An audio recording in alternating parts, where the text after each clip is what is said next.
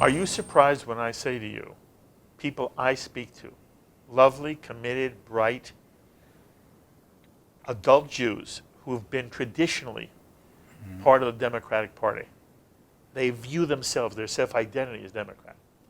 They say to me, Mark, I'm worried now that I don't have a home in the Democratic Party. Are you surprised to hear me say that? Not in the least. Has anybody ever said that to you? All the time. Has anybody ever said that to you? Yes. Has anybody said that to you? Most people I know say the opposite. Has anybody ever said it to you? Most people my age don't feel that way. You think it's an age thing? I do think in large part. I think, for example, as you know, I'm a modern Orthodox Jew on the Upper West Side, and people in my social circle who love Israel, I just got back from Israel last month, we use words like occupation and settlers because not only has that been the long-standing policy of the U.S. government, I mean, even George W. Bush talked about the occupation, but young Jews, I think, maybe, you know, we've gotten a little entitled having a state around for so long that protects the Jewish people, but I think we are more willing to say, I love Israel. Israel is the home of the Jewish people. And I think that criticizing some of its policies is perfectly acceptable, which is no different from what Israelis themselves do. What would you say to this?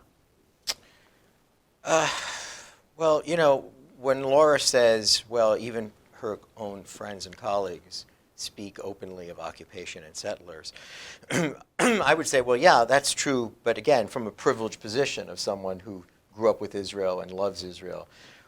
Today, because of Donald Trump, some of the things that he's done in the Middle East, moving of the embassy, the acceptance of the Golan as part of Israel's sovereignty, of course, the decertification of the Iran deal, the conversation has shifted so that when people speak the words two-state solution, they are speaking today, it seems like the far left position in a way that just a few years ago was not true.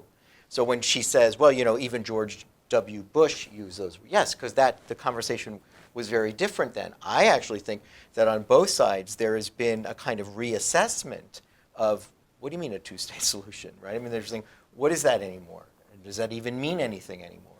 It's true that it may be true that Laura and her friends, who've given this a lot of thought, are still accepting of that position. But I think that argument, this is one of the things that I think was remarkable about the Trump administration, good or bad, you might like it or not, that he did change the conversation about Israel to a very large extent.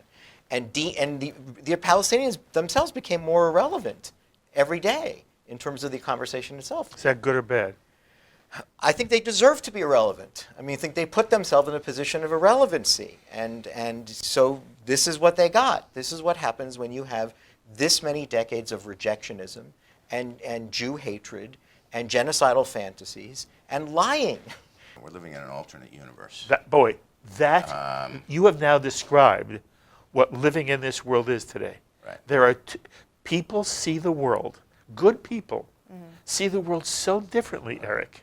I mean, first of all, I'm delighted to hear Laura say that she's is a young modern Orthodox woman in the Upper West Side, and where criticism is permissible, and they use the word occupation, and they can have this discussion.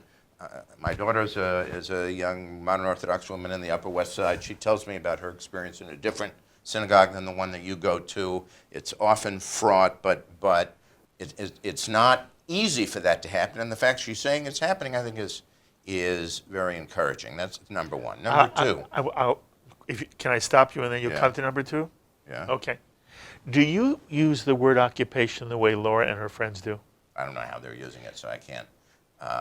It's When you do you just a minute? There's a recognition of the. Is yeah. Israel in some way doing something either illegal or brutal to the Palestinian people by staying on the West Bank? They're engaged in an occupation which will have to, at least in part, ultimately end. Let me start with that. I want to be careful about the word brutal because that suggests that day by day that they're brutally treating the Palestinians. Well, that's how it's described. I don't believe that there's an answer in the short term to end the occupation. I do believe it's an occupation and it must ultimately end if Israel's to be a Jewish and democratic state. Okay, and you've made that point very often. I'm going to come back to your second point, but in terms of what you mean by the word occupation, or your friends mean, to what extent is it meant as a pejorative against Israel? I think it's more just meant as a reality, as Rabbi Yoffie said. Okay, not a pejorative.